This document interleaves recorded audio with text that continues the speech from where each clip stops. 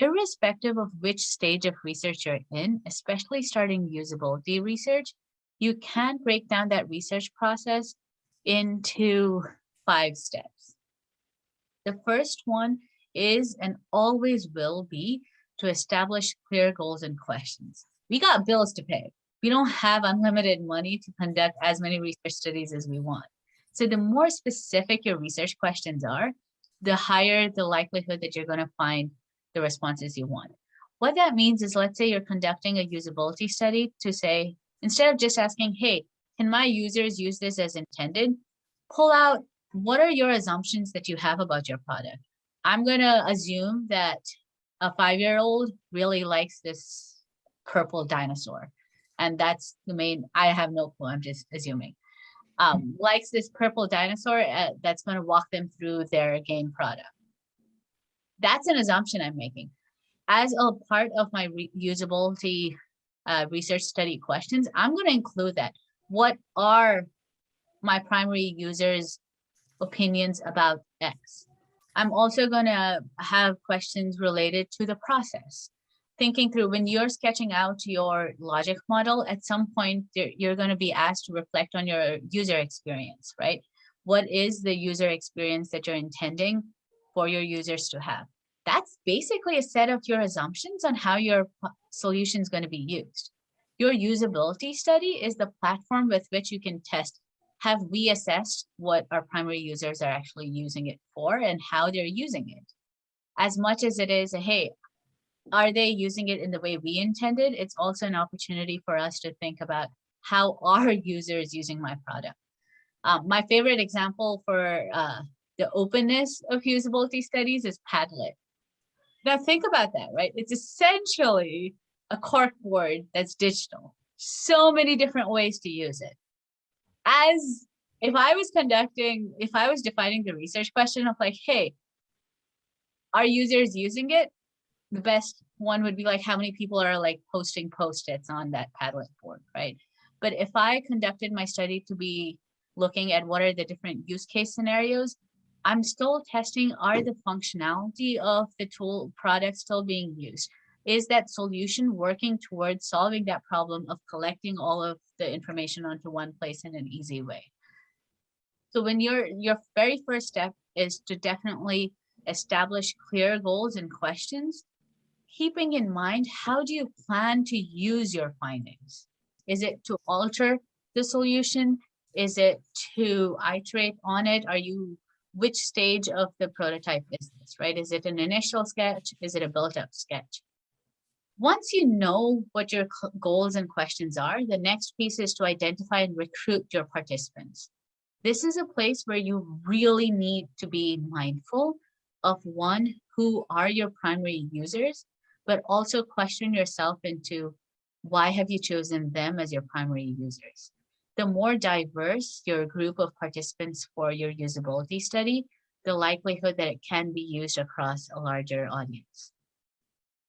Oftentimes, as early stage entrepreneurs, myself included, we tend to reach out to the people we know because feedback sucks, right? Like, you don't want to be told this is lame. So we kind of reach out to the people that we do know and say, hey, can you have your kid try this out for me and tell me how did this work? Or you showcase it to your educator network and say, hey, what are your thoughts? Are those good ways to do it? Not the best, but it's not bad either. But you want to be mindful of who is it who has participated in your study? What are their characteristics? What is their context? And how is this relevant for them? You also want to be thinking, as much as whom are you including, you want to ask yourself the hard question of, whom are you not including? Whom are you excluding? As much as it pains me to say, oftentimes including in research, we often go with, let me stick with research because I can disown myself, right? Oftentimes, a bulk of science of learning research is conducted with white undergraduate students because they're available, and somehow a large chunk of psychology students are white students. So it just turns out that in a lot of times, the findings are relevant to them, right? But that makes us start to question, how would those findings look different if it was applied in a different context? My favorite example is that of the redundancy principle in multimedia learning, which basically says, don't read out your slides or don't say this, don't present the same information in two formats. Basically, don't read out the slides. Now that is wonderful feedback, and I'm sure it's helpful for those who might be native English speakers who are often, who are native English speakers. But when you start working with English as second language folks, I had the privilege of learning English all through my life, and I think I'm decent at it, but the subtitles saved my life, right? It's like across accents, whatever it works. But according to multimedia principles, that would be wrong. But that's when we have to stop and think, who were the people who were included in that study and who were not included? And that's an important distinction to keep in mind. This is especially true if, let's say, you're building a product in Latin America or you're building a product in India, and you're like, I'll test it out there and I'll refine it, I'll sharpen it because it's easier for me to get users there, and then I'll sell it in, the United States or in Australia. I'm like, no, because that's a completely different ballgame, right? You want to test your product with the people that you are wanting to actually be the users of your product. The third step is to identify the design and method. I do want you folks to know that usability and feasibility study, sure, you could hire an external researcher to do it for you, but a lot of times it might be things that you can do with maybe some guidance from a researcher. Oftentimes it includes a survey. It very often includes interviews. Sometimes it has observations as well. And the key things to think about for decision is for how long, what kind of questions are you going to use? What are the logistics of what the data collection looks like? When you're collecting the data, organizing it, and storing data in a secure location. Oftentimes, as entrepreneurs, you get feedback. Sometimes it's not in your feedback form. Sometimes it's an email, or it's something that the support person or administrative person told you, like, the kids love this, or the teachers were really engaged during this session. Jot it down. Have an Excel sheet where you're jotting down all of these pieces of data. Having a systematic way to collect that data, but also to organize that data so that when you need it, you can go back and pull it up. The last piece is to analyze and share out these findings. The analysis, a lot of times for usability studies, is qualitative, and there are some rigorous methods that you could use, but it can simply be with the guiding question of, what was your research question? What are all the points related to that question did you get responses from?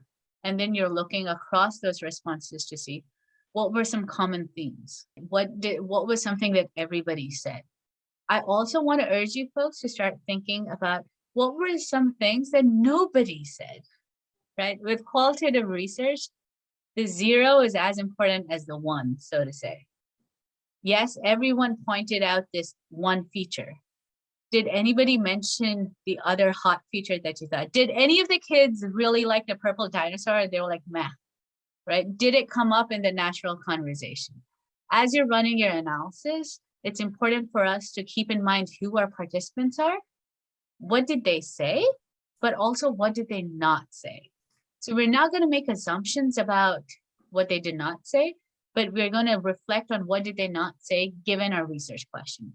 If I'm fascinated with the purple dinosaur for some reason, I don't know why today, I want to know why was that never mentioned. So in my next round of usability studies, that might be a more pointed question that I ask, saying, hey, what do you think about the purple dinosaur? And that way I have more concrete information.